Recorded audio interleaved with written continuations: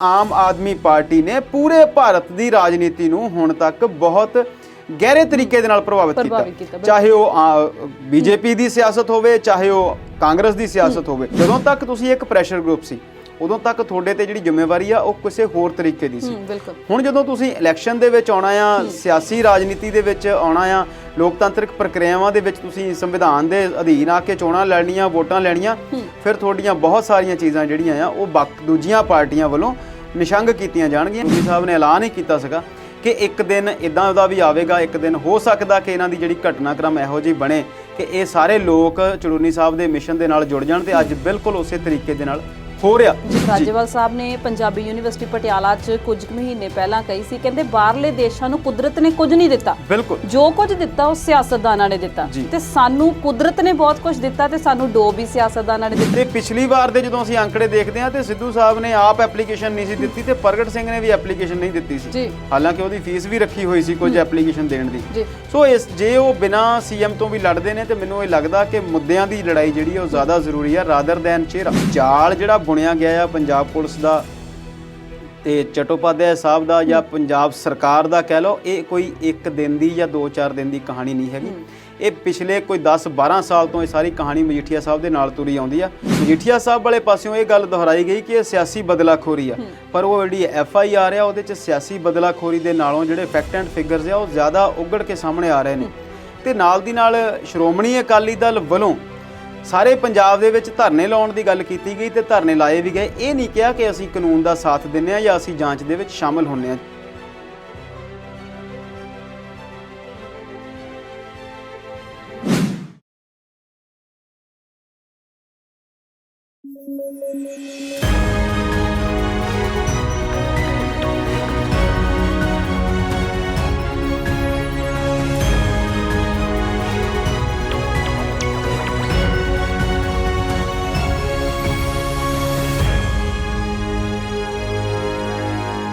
ਸਤਿ ਸ਼੍ਰੀ ਅਕਾਲ, ਤੁਸੀਂ ਦੇਖ ਰਹੇ ਹੋ ਪੰਜਾਬੀ ਨੈਸ਼ਨਲ ਟੀਵੀ ਤੇ ਮੈਂ ਹਾਂ ਤੁਹਾਡੇ ਨਾਲ ਸਵਲੀਨ ਕੌਰ ਜੱਸੜ ਤੇ ਪ੍ਰੋਗਰਾਮ ਹੈ ਜੀ ਵਿਚਾਰ ਚਰਚਾ। ਸੂਬੇ ਦੇ ਵਿੱਚ ਇਸ ਵੇਲੇ ਸਿਆਸੀ ਮਾਹੌਲ ਪੂਰੀ ਤਰ੍ਹਾਂ ਭਖਿਆ ਹੋਇਆ ਆ। ਸਾਰੀਆਂ ਸਿਆਸੀ ਧਿਰਾਂ ਨੇ ਪੰਜਾਬ ਮਿਸ਼ਨ ਫਤਿਹ ਕਰਨ ਲਈ ਟਿੱਲ ਲਾ ਦਿੱਤਾ ਆ ਤੇ ਉੱਥੇ ਹੀ ਕਿਸਾਨਾਂ ਨੇ ਵੀ ਅੱਜ ਆਪਣੀ ਪਾਰਟੀ ਦਾ ਐਲਾਨ ਕਰ ਦਿੱਤਾ ਆ। ਕੀ ਹੁਣ ਬਦਲ ਜਾਵੇਗਾ ਪੰਜਾਬ ਦਾ ਮੁਸਤਕਬਲ? ਇਸ ਬਾਰੇ ਗੱਲਬਾਤ ਕਰਨ ਲਈ ਮੇਰੇ ਨਾਲ ਸਟੂਡੀਓ 'ਚ ਮੌਜੂਦ ਨੇ ਸਾਡੇ ਐਕਸਪਰਟ ਅੰਮ੍ਰਿਤਪਾਲ ਸ਼ਰਮਾ ਜੀ। ਸਤਿ ਸ਼੍ਰੀ ਅਕਾਲ ਸ਼ਰਮਾ ਜੀ, ਸਵਾਗਤ ਹੈ ਜੀ ਪ੍ਰੋਗਰਾਮ 'ਚ। ਸਤਿ ਸ਼੍ਰੀ ਅਕਾਲ ਸੁਖਲੀਨ ਜੀ, ਬਹੁਤ-ਬਹੁਤ ਸ਼ੁਕਰੀਆ। ਸਭ ਤੋਂ ਪਹਿਲਾਂ ਸ਼ੁਰੂਆਤ ਕਰਦੇ ਹਾਂ, ਕਿਸਾਨਾਂ ਨੇ ਨਵੀਂ ਪਾਰਟੀ ਦਾ ਐਲਾਨ ਕਰ ਦਿੱਤਾ ਆ ਤੇ ਉਹ ਕਹਿੰਦੇ ਨੇ ਕਿ ਰਵਾਇਤੀ ਪਾਰਟੀਆਂ 'ਚੋਂ ਪੰਜਾਬ ਨੂੰ ਬਾਹਰ ਕੱਢਣਾ ਬੜਾ ਜ਼ਰੂਰੀ ਆ, ਪੰਜਾਬ ਨੂੰ ਬਦਲਣਾ ਬੜਾ ਜ਼ਰੂਰੀ ਹੈ। ਤੁਹਾਨੂੰ ਲੱਗਦਾ ਹੈ ਕਿ ਕਿਸਾਨਾਂ ਦੀ ਐਂਟਰੀ ਦੇ ਨਾਲ ਆਉਣ ਵਾਲਾ ਪੰਜਾਬ ਜਿਹੜਾ ਉਹ ਬਦਲ ਜੂਗਾ? ਦੇਖੋ, ਬਹੁਤ ਸੌਖੇ ਸ਼ਬਦਾਂ ਵਿੱਚ ਇਹਦਾ ਜਵਾਬ ਦੇਣਾ ਜਿਹੜਾ ਆ ਉਹ ਹਾਲੇ ਸੰਭਵ ਨਹੀਂ ਕਿ ਇਹਨਾਂ ਦੇ ਆਉਣ ਨਾਲ ਜਿਹੜਾ ਆ ਰਵਾਇਤੀ ਰਾਜਨੀਤੀ ਦੇ ਵਿੱਚ ਕੁਝ ਬਦਲਾਅ ਆਉਣਗੇ ਜਾਂ ਪੰਜਾਬ ਦਾ ਤੁਸੀਂ ਜਿਹੜਾ ਮੁਸਤਕਬਲ ਜਾਂ ਭਵਿੱਖ ਜਾਂ ਫਿਊਚਰ ਦੀ ਗੱਲ ਕੀਤੀ ਕਿ ਉਹ ਬਦਲ ਜਾਵੇਗਾ। ਪਰ ਇੱਕ ਗੱਲ ਸਵਲੀਨ ਜੀ ਬੜੀ ਸਪਸ਼ਟ ਤੇ ਸਾਫ਼ ਆ ਕਿ ਬਦਲਾਵ ਜਿਹੜਾ ਆ ਉਹ ਪ੍ਰਕਿਰਤੀ ਦਾ ਨਿਯਮ ਆ। ਤੇ ਇਹ ਵੀ ਸਾਨੂੰ ਜ਼ਰੂਰ ਦੱਸਿਓ ਕਿ ਸਮੀਕਰਨ ਜਿਹੜੇ ਨੇ ਸਿਆਸੀ ਪੰਜਾਬ ਦੇ ਉਹ ਕਿੰਨੇ ਕੁ ਪ੍ਰਭਾਵਿਤ ਹੋਣਗੇ ਇਹਨਾਂ ਦੀ ਐਂਟਰੀ ਦੇ ਨਾਲ? ਬਿਲਕੁਲ, ਜਿੱਦਾਂ ਅਸੀਂ ਫਿਜ਼ਿਕਸ 'ਚ ਕਹਿੰਦੇ ਹਾਂ ਕਿ ਹਰ ਜਿਹੜੀ ਘਟਨਾ ਆ ਉਹ ਦੂਜੀ ਘਟਨਾ ਨੂੰ ਪ੍ਰਭਾਵਿਤ ਜ਼ਰੂਰ ਕਰਦੀ ਹੈ, ਚਾਹੇ ਉਹ ਮੈਟਰ ਹੋਵੇ, ਚਾਹੇ ਉਹ ਤੱਤ ਹੋਣ, ਚਾਹੇ ਉਹ ਜਿਹੜੇ ਕੁਐਂਟਮ ਆ, ਉਹ ਸਾਰੀਆਂ ਚੀਜ਼ਾਂ ਜਿਹੜੀਆਂ ਆ ਇੱਕ ਦੂਜੇ ਨੂੰ ਪ੍ਰਭਾਵਿਤ ਜ਼ਰੂਰ ਕਰਦੀਆਂ ਜੀ। ਸੋ ਇਹ ਜਿਹੜੀ ਗੱਲ ਸਮੀਕਰਨਾਂ ਦੀ ਉਹਦੇ ਤੇ ਬਾਅਦ ਜਾਂਦੇ ਹਾਂ। ਪਹਿਲਾਂ ਇਹਨਾਂ ਦੇ ਸੰਯੁਕਤ ਕਿਸਾਨ ਮੋਰਚਾ, ਜਦੋਂ ਅਸੀਂ SKM ਸ਼ਬਦ ਸੁਣਦੇ ਸੀ ਤੇ ਉਹ ਬਹੁਤ ਚੰਗਾ ਲੱਗਦਾ ਸੀਗਾ ਕਿ ਕਿਸਾਨ ਜਥੇਬੰਦੀਆਂ ਸਾਰੇ ਭਾਰਤ ਦੀਆਂ, ਸਾਰੇ ਮੁਲਕ ਦੀਆਂ, ਅਲੱਗ-ਅਲੱਗ ਪ੍ਰਾਂਤਾਂ ਦੀਆਂ, ਅਲੱਗ-ਅਲੱਗ ਬੋਲੀ ਦੀਆਂ, ਅਲੱਗ-ਅਲੱਗ ਧਰਮਾਂ ਦੀਆਂ, ਅਲੱਗ-ਅਲੱਗ ਜਾਤੀ ਦੇ ਜਿਹੜੇ ਕਿਸਾਨੀ ਨਾਲ ਜੁੜੇ ਹੋਏ ਲੋਕ ਸੀ, ਉਹ ਇੱਕ ਮੋਰਚੇ ਤੇ ਇੱਕ ਸਟੇਜ ਦੇ ਉੱਤੇ ਆ ਕੇ ਖੜੇ ਹੋ ਗਏ ਸੀ। ਬੇਸ਼ੱਕ ਉੱਥੇ ਵੀ ਬਹੁਤ ਸਾਰੇ ਜਿਹੜੇ ਆ ਉਹ ਭੇਦਭਾਵ ਸੀ। ਸੰਯੁਕਤ ਕਿਸਾਨ ਮੋਰਚੇ ਦੀ ਸਟੇਜ ਅਲੱਗ ਸੀ, ਉਗਰਾਹਾਂ ਗਰੁੱਪ ਦੀ ਸਟੇਜ ਜਿਹੜੀ ਅਲੱਗ ਸੀ, ਟਕੈਤ ਸਾਹਿਬ ਦੀ ਸਟੇਜ ਅਲੱਗ ਸੀ। ਦੇਖੋ, ਭੇਦਭਾਵ ਉੱਥੇ ਵੀ ਸੀ। ਮੈਂ ਜਦੋਂ ਅਸੀਂ ਪਹਿਲੀ ਵਾਰੀ ਉਸ ਮੋਰਚੇ ਨੂੰ ਦੇਖਣ ਗਏ ਸੀ ਸਿੰਘੂ ਬਾਰਡਰ ਤੇ ਉਦੋਂ ਵੀ ਅਸੀਂ ਇਹ ਗੱਲ ਕਰਦੇ ਸੀ ਕਿ ਭਾਰਤ ਦੀ ਉਹ ਖਾਸੀਅਤ, ਉਹ ਖੂਬੀ ਜਿਹਨੂੰ ਅਸੀਂ ਯੂਨਿਟੀ ਐਂਡ ਡਾਈਵਰਸਿਟੀ ਕਹਿੰਦੇ ਸੀ, ਏਕਤਾ ਅਨੇਕਤਾ ਵਿੱਚ ਹੀ ਏਕਤਾ, ਉਹ ਉੱਥੇ ਦੇਖਣ ਨੂੰ ਨਜ਼ਰ ਆਉਂਦੀ ਸੀ। ਉੱਥੇ BJP ਵਾਲਾ ਜਿਹੜਾ ਸਾਰੇ ਹੀ ਸਮਾਜ ਨੂੰ ਇੱਕ ਰਸਤੇ ਦੇ ਵਿੱਚ, ਇੱਕ ਰੰਗ ਦੇ ਵਿੱਚ ਰੰਗਣ ਵਾਲੀ ਗੱਲ ਨਹੀਂ ਸੀ। ਉੱਥੇ ਸਾਰਿਆਂ ਦਾ ਸਮਾਵੇਸ਼ ਸੀ, ਸਾਰਿਆਂ ਹੀ ਅਲੱਗ-ਅਲੱਗ ਬੋਲੀਆਂ, ਅਲੱਗ-ਅਲੱਗ ਜਾਤੀਆਂ, ਅਲੱਗ-ਅਲੱਗ ਧਰਮ, ਅਲੱਗ-ਅਲੱਗ ਕਿੱਤੇ, ਇਸ ਸਾਰੇ ਇੰਨੀਆਂ ਸਾਰੀਆਂ ਅਲੱਗ ਚੀਜ਼ਾਂ ਹੋਣ ਦੇ ਬਾਵਜੂਦ ਵੀ ਉਹ ਸਾਰੇ ਜਿਹੜੇ ਆ ਉਹ ਸੰਯੁਕਤ ਸੀ। ਸੋ ਇਹ ਜ਼ਰੂਰੀ ਨਹੀਂ ਹੈਗਾ ਕਿ ਸਾਰਿਆਂ ਨੂੰ ਇੱਕ ਹੀ ਰੰਗ ਵਿੱਚ ਰੰਗਿਆ ਜਾਵੇ। ਅਲੱਗ-ਅਲੱਗ ਰੰਗ ਹੋਣ ਦੇ ਬਾਵਜੂਦ ਵੀ ਜਿਹੜਾ ਇੱਕ ਗੁਲਦਸਤਾ ਆ ਉਹ ਸੋਹਣਾ ਲੱਗ ਸਕਦਾ। ਜੀ ਅਸੀਂ ਬਹੁਤ ਸਮੇਂ ਤੋਂ ਇਹੋ ਜਿਹੀਆਂ ਗੱਲਾਂ ਜਿਹੜੀਆਂ ਉਹ ਕਰਦੇ ਆ ਰਹੇ ਹਾਂ ਕਿ ਬੀਜੇਪੀ ਜਾਂ ਆਰਐਸਐਸ ਜਾਂ ਜਿਹੜੀ ਭਾਰਤ ਦੀ ਸੱਤਾਧਾਰੀ ਧਿਰ ਆ ਉਹ ਇੱਕ ਵੱਖਰੇ ਤਰ੍ਹਾਂ ਦਾ ਮੁਲਕ ਬਣਾਉਣਾ ਚਾਹੁੰਦੇ ਆ। ਹੁਣ ਅਸੀਂ ਗੱਲ ਕਰਦੇ ਸੀ ਸੰਯੁਕਤ ਕਿਸਾਨ ਮੋਰਚੇ ਦੀ, ਹੁਣ ਤੇ ਸੰਯੁਕਤ ਅੱਜ ਤੁਸੀਂ ਆ ਗਏ ਸੰਯੁਕਤ ਸਮਾਜ ਮੋਰਚਾ। ਉਹੀ ਮੈਂ ਕਹਿਣ ਲੱਗੀ ਕਿ ਸੰਯੁਕਤ ਸਮਾਜ ਪਾਰਟੀ ਹੁਣ ਜੀ ਦੀ ਜ਼ੁਬਾਨ ਤੇ ਨਾ ਹੋਊਗਾ ਕਿਉਂਕਿ ਕਿਸਾਨਾਂ ਨੇ ਆਪਣੀ ਪਾਰਟੀ ਦਾ ਨਾਂ ਰੱਖ ਲਿਆ। ਬਿਲਕੁਲ, ਸੰਯੁਕਤ ਸਮਾਜ ਮੋਰਚਾ ਹੀ ਕਿਹਾ ਉਹਨਾਂ ਨੇ। ਸੰਯੁਕਤ ਸਮਾਜ ਮੋਰਚਾ ਕਹਿ ਲਓ ਜਾਂ ਸੰਯੁਕਤ ਸਮਾਜ ਪਾਰਟੀ, ਹਲੇ ਉਹਦੀ ਰਜਿਸਟ੍ਰੇਸ਼ਨ ਪ੍ਰੋਸੈਸ ਚੋਂ ਗੋ ਥਰੂ ਹੋਣਗੇ। ਚੋਣ ਕਮਿਸ਼ਨ ਉਹਨੂੰ ਰਜਿਸਟ੍ਰੇਸ਼ਨ ਦਿੰਦਾ ਆ, ਉਹਦਾ ਜਿਹੜਾ ਆ ਉਹਨੂੰ ਕੋਈ ਚੋਣ ਨਿਸ਼ਾਨ ਮਿਲਦਾ ਆ। ਹਾਲਾਂਕਿ ਉਹਨਾਂ ਨੇ ਜਿਹੜੀ ਹੁਣੇ ਪ੍ਰੈਸ ਕਾਨਫਰੰਸ ਕੀਤੀ ਆ ਅੱਜ ਦੇ ਵਿੱਚ ਹੀ, ਉਹਦੇ ਵਿੱਚ ਉਹਨਾਂ ਨੇ ਕਿਹਾ ਕਿ ਸੰਯੁਕਤ ਸਮਾਜ ਮੋਰਚਾ 117 ਦੀਆਂ 117 ਸੀਟਾਂ ਦੇ ਉੱਤੇ ਲੜੇਗਾ ਤੇ ਅਸੀਂ ਇੱਕ ਬਦਲਵੀਂ ਰਾਜਨੀਤੀ ਜਿਹੜੀ ਆ ਉਹ ਪੰਜਾਬ ਨੂੰ ਦੇਵਾਂਗੇ। ਸ਼ਰਮਾ ਜੀ, ਮੈਂ ਰੋਕਣਾ ਚਾਹੂੰਗੀ ਤੁਹਾਨੂੰ ਇੱਥੇ, ਜਿਹੜਾ ਅਸੀਂ ਸਵੇਰ ਦੀਆਂ ਖਬਰਾਂ ਸੁਣ ਰਹੇ ਹਾਂ ਕਿ ਆਮ ਆਦਮੀ ਪਾਰਟੀ ਵੱਲ ਨੂੰ ਜਾ ਸਕਦੇ ਨੇ ਬਲਬੀਰ ਸਿੰਘ ਰਾਜੇਵਾਲ, ਆਮ ਆਦਮੀ ਪਾਰਟੀ ਦਾ ਸੀਐਮ ਚਿਹਰਾ ਹੋ ਸਕਦੇ ਨੇ, ਤੇ ਉਹਨਾਂ ਖਬਰਾਂ ਨੂੰ ਵਿਰਾਮ ਲਾ ਦਈਏ ਹਾਲ ਦੀ ਘੜੀ? ਦੇਖੋ, ਇਦਾਂ ਤੁਸੀਂ ਕਹਿ ਸਕਦੇ ਆ ਕਿ ਹਾਲ ਦੀ ਘੜੀ ਵਿਰਾਮ ਲਾ ਦਈਏ, ਪਰ ਉਹਨਾਂ ਨੇ ਅੱਜ ਇਹ ਕਿਹਾ ਕਿ ਹਾਲੇ ਅਸੀਂ ਸਿਰਫ ਇੱਕ ਮੋਰਚੇ ਦਾ ਗਠਨ ਕੀਤਾ। ਹਾਲੀ ਤੁਸੀਂ ਸਾਡੇ ਤੋਂ ਇੰਨੇ ਸਵਾਲ ਨਾ ਪੁੱਛੋ। ਹਾਂ, ਅਸੀਂ ਅੱਜ ਤੱਕ ਦੀ ਜਿਹੜੀ ਗੱਲ ਆ ਉਹ ਇੱਥੇ ਹੀ ਆ ਕਿ ਅਸੀਂ ਇਲੈਕਸ਼ਨ ਜ਼ਰੂਰ ਲੜਾਂਗੇ। ਅਸੀਂ ਪੰਜਾਬ ਦੀਆਂ ਸਾਰੀਆਂ ਸਥਾਪਿਤ ਸਾਰੀਆਂ ਰਵਾਇਤੀ ਪਾਰਟੀਆਂ ਤੋਂ ਤੁਹਾਨੂੰ ਕੱਢ ਕੇ ਇੱਕ ਨਵੇਂ ਰਾਜਨੀਤਿਕ ਸਮੀਕਰਨਾਂ ਵੱਲ ਲੈ ਕੇ ਜਾਵਾਂਗੇ। ਪਰ ਉਹਨਾਂ ਨੇ ਇਸ ਗੱਲ ਨੂੰ ਰੂਲ ਆਊਟ ਵੀ ਨਹੀਂ ਕੀਤਾ। ਜਿਹੜੀ ਤੁਸੀਂ ਗੱਲ ਕਹੀ ਆ ਉਹਦੇ 'ਚ ਥੋੜ੍ਹਾ ਜਿਹਾ ਬਦਲਾਵ ਜ਼ਰੂਰ ਆਵੇਗਾ ਕਿ ਰਾਜੇਵਾਲ ਸਾਹਿਬ ਆਮ ਆਦਮੀ ਪਾਰਟੀ ਦਾ ਚਿਹਰਾ ਨਹੀਂ ਹੋਣਗੇ। ਜੇਕਰ ਉਹਨਾਂ ਨੇ ਇੱਕ ਨਾਮ ਰੱਖਿਆ ਆ ਸੰਯੁਕਤ ਸਮਾਜ ਮੋਰਚਾ, ਤੇ ਇਹ ਹੋ ਸਕਦਾ ਆ ਕਿ ਉਹ ਆਮ ਆਦਮੀ ਪਾਰਟੀ ਦੇ ਨਾਲ ਕੋਈ ਪ੍ਰੀ ਜਿਹੜਾ ਪੋਲ ਅਲਾਈਅੰਸ ਕਰ ਲੈਣ। ਚੋਣਾਂ ਤੋਂ ਪਹਿਲਾਂ ਦਾ ਇੱਕ ਗਠਬੰਧਨ ਹੋ ਸਕਦਾ ਕਿ ਕਿੰਨੀਆਂ ਸੀਟਾਂ ਉਹਨਾਂ ਨੇ ਲੜਨੀਆਂ, ਕਿੰਨੀਆਂ ਸੀਟਾਂ ਇਹਨਾਂ ਨੇ ਲੜਨੀਆਂ। ਉਹਨਾਂ ਨੇ ਨਾਲ ਹੀ ਦੀ ਨਾਲ ਅੱਜ ਰਾਜੇਵਾਲ ਸਾਹਿਬ ਨੇ ਉੱਥੇ ਉਹਦੀ ਪ੍ਰੈਸ ਕਾਨਫਰੰਸ 'ਚ ਇਹ ਗੱਲ ਕਹੀ ਕਿ ਅਸੀਂ ਲਾਈਕ ਮਾਈਂਡਡ ਲੋਕਾਂ ਨੂੰ ਜਾਂ ਜਿਹੜੇ ਹਮ ਖਿਆਲੀ ਲੋਕ ਨੇ, ਜਿਹੜੇ ਪੰਜਾਬ ਦੀ ਭਲੇ ਲਈ ਜਾਂ ਸਾਡੀ ਸੋਚ ਨਾਲ ਚੱਲਣ ਵਾਲੇ ਲੋਕ ਆ, ਉਹਨਾਂ ਨੂੰ ਅਸੀਂ ਕਲਾਵੇ 'ਚ ਲੈ ਕੇ ਇੱਕ ਮੁੱਠ ਹੋ ਕੇ ਇਕਜੁੱਟ ਹੋ ਕੇ ਰਵਾਇਤੀ ਪਾਰਟੀਆਂ ਦੇ ਖਿਲਾਫ ਜਿਹੜਾ ਆ ਉਹ ਲੜਾਂਗੇ। ਸੋ ਇਸ ਚੀਜ਼ ਨੂੰ ਦੇਖ ਕੇ ਤੁਸੀਂ ਇਦਾਂ ਕਹਿ ਸਕਦੇ ਆ ਕਿ ਜਿਹੜੀ ਕਿਆਸਰ ਆਈਆਂ ਅਸੀਂ ਕਾਫੀ ਦਿਨਾਂ ਤੋਂ ਲਾ ਰਹੇ ਸੀ। ਬਹੁਤ ਦਿਨਾਂ ਤੋਂ ਸਵਲੀਨ ਜੀ ਇਸ ਗੱਲ ਦੀ ਚਰਚਾ ਸੀ ਕਿ ਕਿਸਾਨ ਆਗੂ ਜਿਹੜੇ ਆ ਉਹ ਚੋਣ ਲੜਨਗੇ, ਕੀ ਉਹ ਕਿਸੇ ਪਾਰਟੀ ਨਾਲ ਲੜਨਗੇ, ਕਿਉਂਕਿ ਇਹ ਗੱਲ ਦੀ ਸੰਭਾਵਨਾ ਬਹੁਤ ਦਿਨਾਂ ਤੋਂ ਪ੍ਰਗਟ ਕੀਤੀ ਜਾ ਰਹੀ ਸੀ ਕਿ ਬਹੁਤ ਸਾਰੇ ਲੋਕ ਸਿਆਸਤ ਦੇ ਵਿੱਚ ਸਿੱਧੇ ਤੌਰ ਤੇ ਆਉਣਾ ਚਾਹੁੰਦੇ ਨੇ। ਮੈਂ ਤੁਹਾਨੂੰ ਇਹ ਤੋਂ ਪਿੱਛੇ ਜੇ ਅਸੀਂ ਲੈ ਕੇ ਚੱਲੀਏ, ਕੁਝ ਸਾਲ ਪਿੱਛੇ ਚਲੇ ਜਾਈਏ, ਜਦੋਂ ਆਮ ਆਦਮੀ ਪਾਰਟੀ ਬਣੀ ਸੀ, ਉਹ ਵੀ ਪਹਿਲਾਂ ਇੱਕ ਵੱਖਰੇ ਪਲੇਟਫਾਰਮ ਦੇ ਉੱਤੇ ਇੱਕ ਵੱਖਰੇ ਲੋਕਪਾਲ ਬਿੱਲ ਨੂੰ ਲੈ ਕੇ ਦਿੱਲੀ ਦੇ ਵਿੱਚ ਉਹਨਾਂ ਨੇ ਇੱਕ ਜਿਹੜਾ ਅੰਦੋਲਨ ਕੀਤਾ ਸੀ, ਤੇ ਉਸ ਅੰਦੋਲਨ ਦੇ ਖਤਮ ਹੁੰਦਿਆਂ ਲੋਕਪਾਲ ਬਣ ਗਿਆ। ਉਹਦਾ ਕੋਈ ਫਾਇਦਾ ਹੋਇਆ ਕਿ ਨਹੀਂ ਹੋਇਆ, ਪਰ ਉਹਦੇ ਵਿੱਚੋਂ ਉਸ ਸਾਰੀ ਘਟਨਾਕ੍ਰਮ ਦੇ ਵਿੱਚੋਂ ਇੱਕ ਰਾਜਨੀਤਿਕ ਧਿਰ ਜਿਹੜੀ ਆ ਉਹ ਬਣ ਕੇ ਉੱਭਰੀ, ਤੇ ਉਹ ਦਿੱਲੀ ਦੇ ਵਿੱਚ ਜਿਹੜੀ ਆ ਉਹ ਪਿਛਲੇ ਕਾਫੀ ਲੰਬੇ ਸਮੇਂ ਤੋਂ ਸੱਤਾਸੀਨ ਆ। ਤੇ ਉਹਨਾਂ ਨੇ ਇਸ ਸਾਰੀ ਦੀ ਸਾਰੀ ਰਾਜਨੀਤੀ ਨੂੰ, ਮੈਂ ਇਹ ਗੱਲ ਬਿਲਕੁਲ ਸਾਫ਼ ਤੌਰ ਤੇ ਕਹਿਣੀ ਚਾਹੁੰਦਾ ਕਿ ਉਸ ਆਮ ਆਦਮੀ ਪਾਰਟੀ ਨੇ ਪੂਰੇ ਭਾਰਤ ਦੀ ਰਾਜਨੀਤੀ ਨੂੰ ਹੁਣ ਤੱਕ ਬਹੁਤ ਗਹਿਰੇ ਤਰੀਕੇ ਦੇ ਨਾਲ ਪ੍ਰਭਾਵਿਤ ਕੀਤਾ, ਚਾਹੇ ਉਹ ਬੀਜੇਪੀ ਦੀ ਸਿਆਸਤ ਹੋਵੇ, ਚਾਹੇ ਉਹ ਕਾਂਗਰਸ ਦੀ ਸਿਆਸਤ ਹੋਵੇ। ਪਿਛਲੀ ਵਾਰ ਦੀਆਂ ਇਲੈਕਸ਼ਨ ਤੁਹਾਨੂੰ ਯਾਦ ਆ ਸਾਰਿਆਂ ਨੂੰ, 17 ਦੇ ਵਿੱਚ ਚੋਣ ਪ੍ਰਚਾਰ ਦੇ ਦੌਰਾਨ ਹੀ ਬਹੁਤ ਸਾਰੀਆਂ ਚੀਜ਼ਾਂ ਕਾਂਗਰਸ ਪਾਰਟੀ ਨੂੰ ਅਜਿਹੀਆਂ ਕਰਨੀਆਂ ਪਈਆਂ, ਅਜਿਹੀਆਂ ਕਹਿਣੀਆਂ ਪਈਆਂ ਜਿਹਦੇ ਤੋਂ ਲੱਗਦਾ ਸੀ ਕਿ ਇਹ ਉਹਨਾਂ ਤੋਂ ਪ੍ਰਭਾਵਿਤ ਨੇ। ਤੇ ਹੁਣ ਵੀ ਹਾਲੇ ਤੱਕ ਚੋਣ ਜਾਬਤਾ ਨਹੀਂ ਲੱਗਾ, ਪਰ ਚੋਣ ਪ੍ਰਚਾਰ ਦੇ ਵਿੱਚ ਸਾਰੀਆਂ ਪਾਰਟੀਆਂ ਉਹ ਕੁੱਦ ਚੁੱਕੀਆਂ।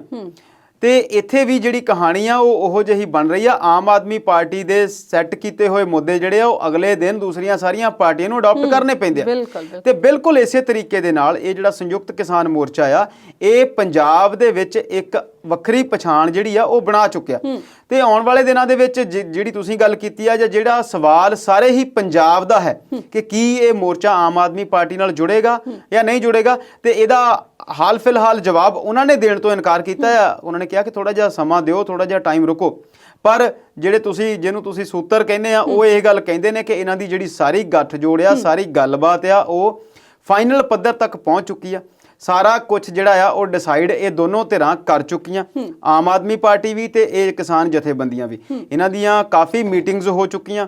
32 ਜਥੇਬੰਦੀਆਂ ਸੀ, 32 ਦੇ ਵਿੱਚੋਂ ਸ਼ਾਇਦ 27 ਜਿਹੜੀਆਂ ਆ ਜਾਂ 22 ਜਿਹੜੀਆਂ ਆ, ਅੱਜ ਉੱਥੇ 22 ਮੌਜੂਦ ਸੀ। 22 ਮੌਜੂਦ ਸੀ। ਉਹਨਾਂ ਨੇ ਕਿਹਾ ਕਿ 2-3 ਜਿਹੜੀਆਂ ਆ ਉਹ ਵੀ ਸਾਡੇ ਨਾਲ ਰਲਣਗੀਆਂ। ਨਾਲ ਉੱਥੇ ਉਹਨਾਂ ਨੇ ਇੱਕ ਹੋਰ ਬਹੁਤ ਵੱਡੀ ਜਿਹੜੀ ਗੱਲ ਕਹੀ ਆ ਕਿ ਮੋਰਚੇ ਦੇ ਵਿੱਚ ਕੋਈ ਤਰੇੜ, ਕੋਈ ਦਰਾਰ ਨਹੀਂ ਹੈਗੀ। ਇਹ ਗੱਲ ਸਾਰੇ ਮੋਰਚੇ ਦੀਆਂ ਜਿਹੜੀਆਂ ਧਿਰਾਂ ਜਿਹੜੀਆਂ ਨਹੀਂ ਚੋਣਾਂ ਲੜਨੀਆਂ ਚਾਹੁੰਦੀਆਂ, ਉਹਨਾਂ ਨੇ ਵੀ ਇਹ ਗੱਲ ਕਹੀ ਆ ਕਿ ਜਿਨ੍ਹਾਂ ਨੇ ਲੜਨਾ ਆ ਉਹ ਲੜ ਲਓ, ਜਿਨ੍ਹਾਂ ਨੇ ਨਹੀਂ ਲੜਨਾ ਉਹਨਾਂ ਦਾ ਵੀ ਸਵਾਗਤ ਆ, ਉਹਨਾਂ ਦੇ ਵੀ ਅਸੀਂ ਨਾਲ ਆ।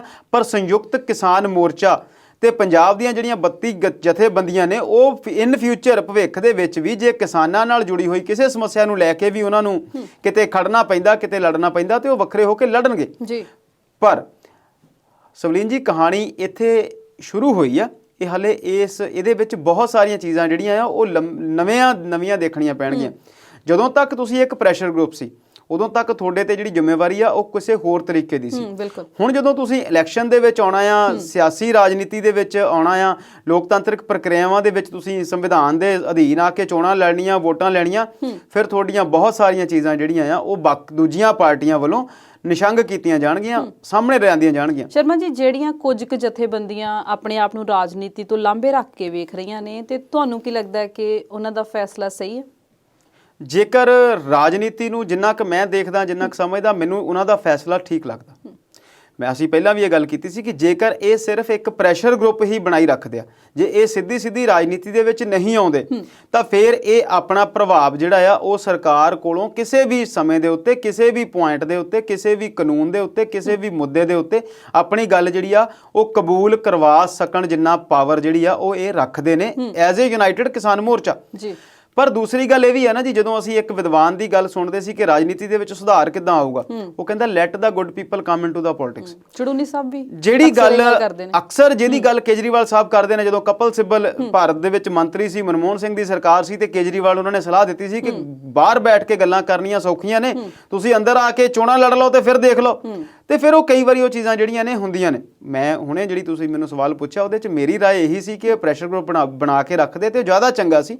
ਪਰ ਫਿਰ ਅਸੀਂ ਕਿੰਨੀ ਦੇਰ ਤੱਕ ਦੂਰੋਂ ਦੇਖ ਕੇ ਸਮਾਜ ਨੂੰ ਬਦਲਣ ਦੀਆਂ ਗੱਲਾਂ ਕਰੀ ਜਾਵਾਂਗੇ? ਕਿੰਨੀ ਦੇਰ ਤੱਕ ਅਸੀਂ ਆਸ ਰੱਖਾਂਗੇ ਕਿ ਭਗਤ ਸਿੰਘ ਤੇ ਜੰਮੇ ਪਰ ਉਹ ਹੋਵੇ ਗਵਾਂਢੀਆਂ ਦੇ?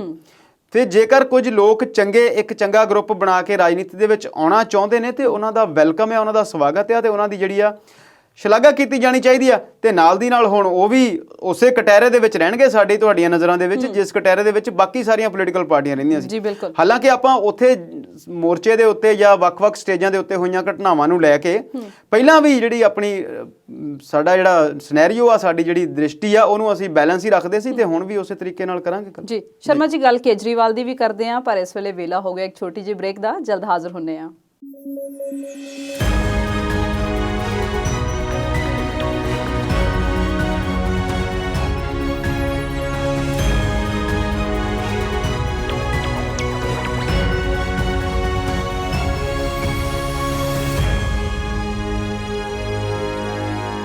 ਬ੍ਰੇਕ ਤੋਂ ਬਾਅਦ ਪ੍ਰੋਗਰਾਮ ਵਿਚਾਰ ਚਰਚਾ ਦੇਖ ਰਹੇ ਦਰਸ਼ਕਾਂ ਦਾ ਸਵਾਗਤ ਕਰਦੇ ਹਾਂ। ਗੱਲ ਸ਼ਰਮਾ ਜੀ ਅਸੀਂ ਕਿਸਾਨਾਂ ਦੀ ਕਰ ਰਹੇ ਹਾਂ, ਤੇ ਕੁਝ ਦੇਰ ਪਹਿਲਾਂ ਗੁਰਨਾਮ ਸਿੰਘ ਛੜੂਨੀ ਜਿਹੜੇ ਨੇ ਉਹ ਤੇ ਪਹਿਲਾਂ ਹੀ ਸਿਆਸਤ 'ਚ ਕੁੱਦ ਚੁੱਕੇ ਨੇ, ਤੇ ਹੁਣ ਸਮੀਕਰਨ ਕਿੱਦਾਂ ਦੇ ਬਣਨਗੇ? ਹੁਣ ਉਹ ਆ ਕੇ ਇਹਨਾਂ ਹੀ ਕਿਸਾਨਾਂ ਦੇ ਨਾਲ ਗੱਠਜੋੜ ਕਰਨਗੇ?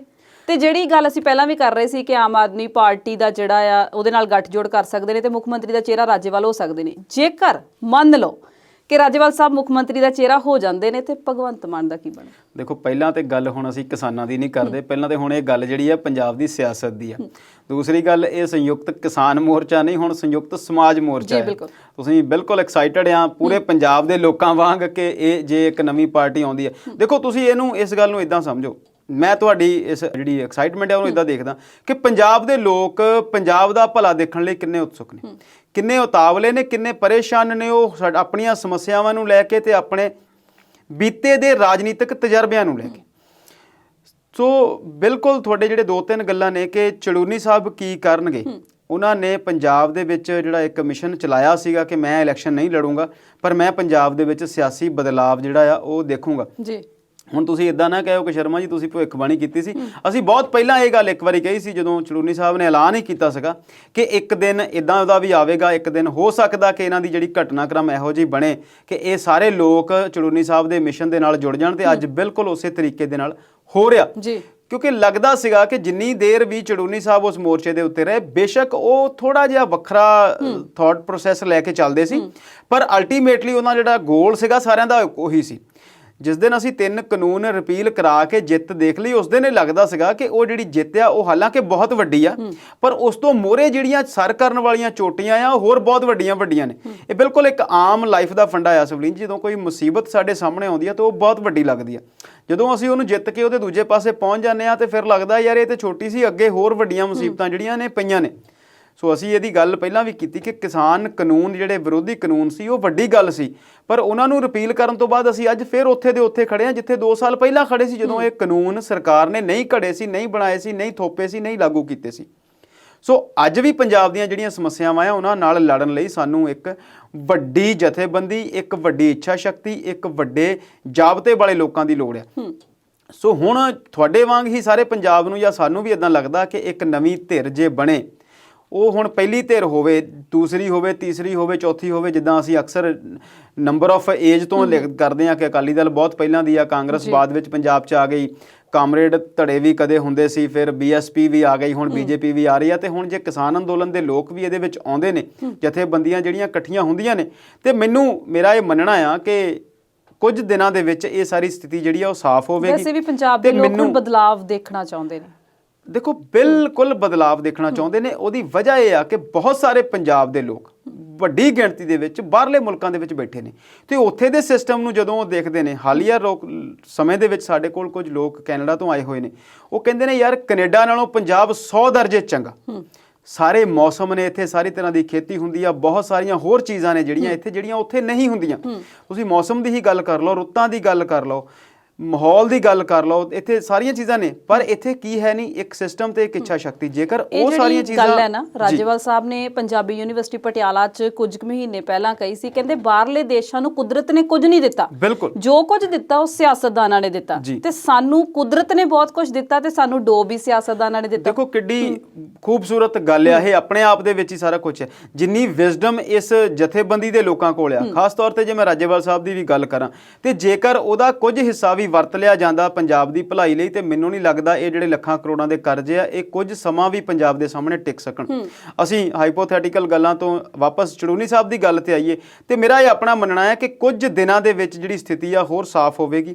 ਚੜੂਨੀ ਸਾਹਿਬ ਇਸ ਅੰਦੋਲਨ ਦੇ ਨਾਲ ਜਿੱਦਾਂ ਜੁੜੇ ਹੋਏ ਸੀ ਉਦਾਂ ਹੀ ਇਸ ਜਥੇਬੰਦੀ ਨਾਲ ਜੁੜਨਗੇ, ਤੇ ਆਉਣ ਵਾਲੇ ਦਿਨਾਂ ਦੇ ਵਿੱਚ ਬਹੁਤ ਸੌਖੀ ਗੱਲ ਆ ਕਿ ਆਮ ਆਦਮੀ ਪਾਰਟੀ ਵੀ ਇਸ ਅੰਦੋਲਨ ਦੇ ਲੋਕਾਂ ਦੇ ਨਾਲ, ਇਸ ਸੰਯੁਕਤ ਸਮਾਜ ਮੋਰਚੇ ਦੇ ਨਾਲ ਰਲ ਕੇ ਲੜੇਗੀ। ਜੇਕਰ ਕਿਤੇ ਕੋਈ ਸਮੱਸਿਆ ਹੋਵੇਗੀ ਤੇ ਉਹਨੂੰ ਬਹੁਤ ਆਸਾਨੀ ਨਾਲ ਹੱਲ ਕਰ ਲਿਆ ਜਾਵੇਗਾ, ਕਿਉਂਕਿ ਇਹ ਗੱਲ ਕੇਜਰੀਵਾਲ ਦੇ ਗਿਣਤੀਆਂ ਮਿਣਤੀਆਂ ਦੇ ਵਿੱਚ ਬਿਲਕੁਲ ਫਿੱਟ ਬੈਠਦੀ ਹੈ। ਕਿਉਂਕਿ ਪੰਜਾਬ ਦੇ ਵਿੱਚ ਬਿਨਾਂ ਕਿਸੇ ਜਾਤੀ, ਧਰਮ ਜਾਂ ਹੋਰ ਭੇਦਭਾਵ ਦੇ ਇਸ ਅੰਦੋਲਨ ਦੀ ਇੱਕ ਜਿਹੜੀ ਪ੍ਰਮਾਣਿਕਤਾ ਆ ਉਹ ਸਿੱਧ ਹੋ ਚੁੱਕੀ ਹੈ। ਪੰਜਾਬ ਦੇ ਹਰ ਹਲਕੇ ਦੇ ਵਿੱਚ ਇਸ ਅੰਦੋਲਨ ਦੇ ਲੋਕ ਜਿੱਥੇ ਮਰਜ਼ੀ ਆਪਣੇ ਕੈਂਡੀਡੇਟ ਨੂੰ ਖੜਾ ਕਰ ਦੇਣ, ਉਹ ਵੱਡੀਆਂ ਵੋਟਾਂ ਜਿਹੜੀਆਂ ਆ ਉਹ ਆਪਣੇ ਕੋਲੋਂ ਹੀ ਲੈ ਕੇ ਚੱਲਣਗੇ ਜੀ। ਤੇ ਦੂਸਰੀ ਗੱਲ ਜਿਹੜੀ ਆ, ਹੁਣ ਤੱਕ ਜਿੰਨੀਆਂ ਸੀਟਾਂ ਦਾ ਐਲਾਨ ਆਮ ਆਦਮੀ ਪਾਰਟੀ ਨੇ ਕੀਤਾ ਵੀ ਆ, ਉਹਦੇ ਵਿੱਚ ਵੀ ਕੋਈ ਵੱਡਾ ਫੇਰਬਦਲ ਕਰਨ ਦੀ ਲੋੜ ਜਿਹੜੀ ਆ ਉਹ ਨਹੀਂ ਪਵੇਗੀ। ਇੱਕ ਹੋਰ ਗੱਲ ਜਿਹੜੀ ਤੁਸੀਂ ਗੱਲ ਕੀਤੀ ਆ ਕਿ ਭਗਵੰਤ ਮਾਨ ਇਸ ਸਾਰੀ ਚੀਜ਼ ਦੇ ਵਿੱਚ ਕਿੱਦਾਂ ਰਿਐਕਟ ਕਰਨਗੇ, ਮੈਨੂੰ ਲੱਗਦਾ ਕਿ ਉਹ ਵੀ ਇਸ ਗੱਲ ਦੇ ਨਾਲ ਸਹਿਮਤ ਹੋਣਗੇ। ਰਾਜੇਵਾਲ ਸਾਹਿਬ ਦੀ ਜਿਹੜੀ ਰਹਿਨੁਮਾਈ ਆ ਉਹ ਵੀ ਇਸ ਗੱਲ ਨੂੰ ਕਬੂਲਣਗੇ, ਤੇ ਉਹਦੇ ਵਿੱਚ ਆਮ ਆਦਮੀ ਪਾਰਟੀ ਇੱਕ ਵੱਡਾ ਸਿਆਸੀ ਲਾਹਾ ਵੀ ਖੱਟ ਸਕਦੀ ਹੈ।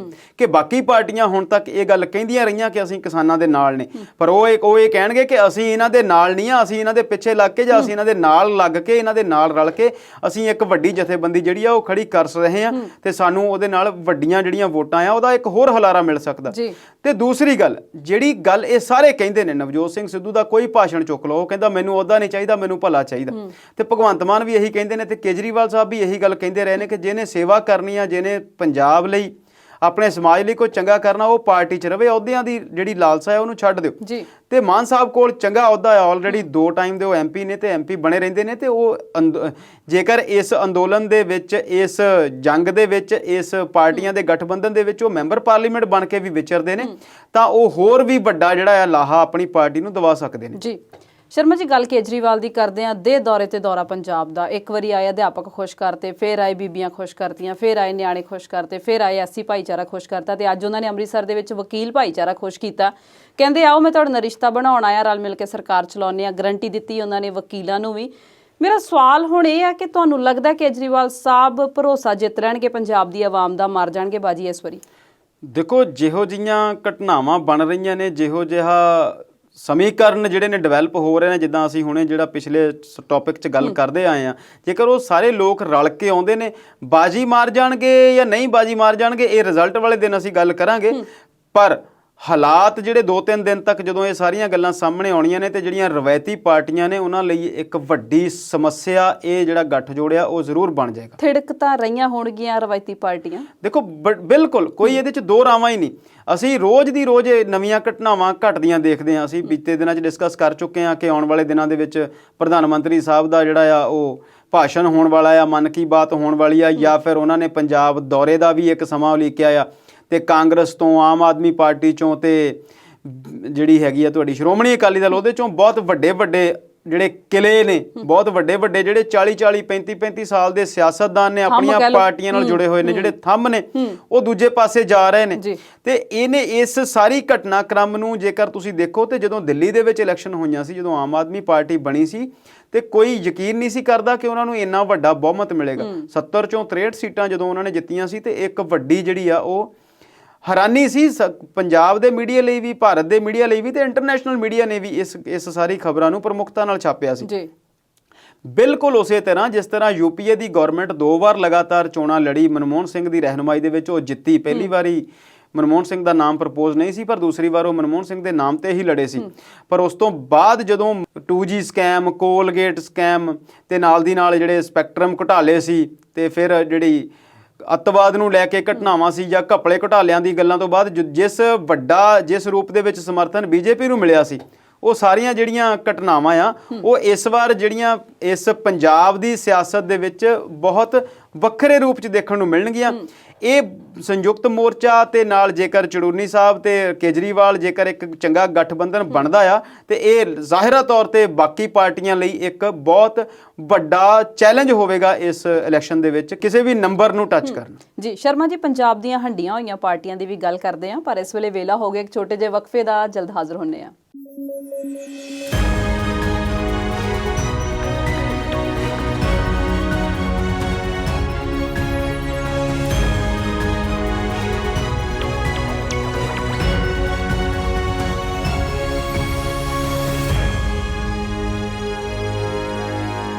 ਬ੍ਰੇਕ ਤੋਂ ਬਾਅਦ ਪ੍ਰੋਗਰਾਮ ਵਿਚਾਰ ਚਰਚਾ ਦੇਖ ਰਹੇ ਦਰਸ਼ਕਾਂ ਦਾ ਸਵਾਗਤ ਕਰਦੇ ਹਾਂ।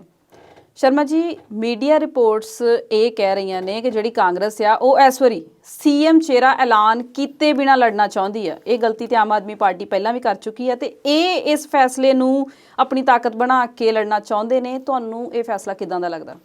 ਜੇਕਰ ਤੁਸੀਂ ਨਿੱਜੀ ਰਾਏ ਪੁੱਛੋ ਤਾਂ ਮੇਰੇ ਖਿਆਲ ਦੇ ਨਾਲ ਸੀਐਮ ਦੀ ਫੇਸ ਨੂੰ ਪਹਿਲਾਂ ਡਿਕਲੇਅਰ ਕਰਕੇ ਲੜਨਾ ਜਿਹੜਾ ਆ ਉਹ ਉਲਟ ਗੱਲ ਆ, ਉਹ ਗਲਤ ਗੱਲ ਆ।